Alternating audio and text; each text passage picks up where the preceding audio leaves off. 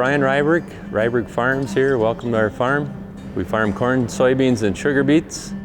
On a chilly spring morning in south central Minnesota, Brian Ryberg is looking over a new addition to his farm, a used piece of equipment he purchased that will allow him to be more efficient in seeding cover crops on his fields.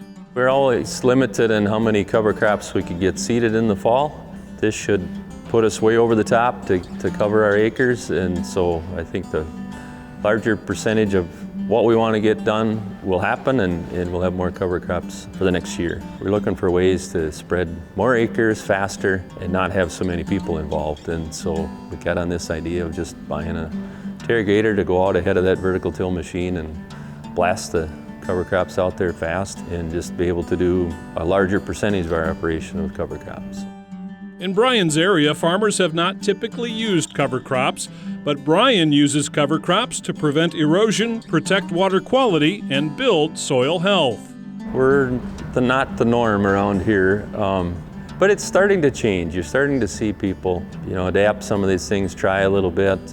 So we initially started with cover crops after our sugar beet harvest. There's just no residue left, so that black soil, and it's very fine. And we knew we wanted to do something to help that winter erosion. I've been involved in a few studies looking at quality water running into our ditches and what cover crops can do to help take some of that nutrient out of the flow of the water. I think it's a real benefit there and should be a real push for everybody to look at. Brian believes this machine will help him take his cover crop program to the next level with more efficient planting. The purchase was funded in part by a grant from the Walton Family Foundation and the American Soybean Association.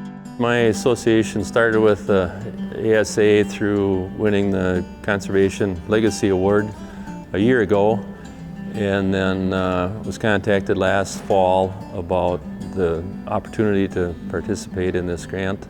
So we really appreciate the funding from the Walton Family Foundation. It made this possible. I don't know if we would have done it without it, so that kind of tipped the scales a little bit for us to make that investment, so we're really appreciative to what they do. For Brian, it's one more tool that will help him in his goal of making his land more sustainable year after year. Being good stewards of the land, we make a living on this land. We want to treat it right. We want it here for the next generation and so on.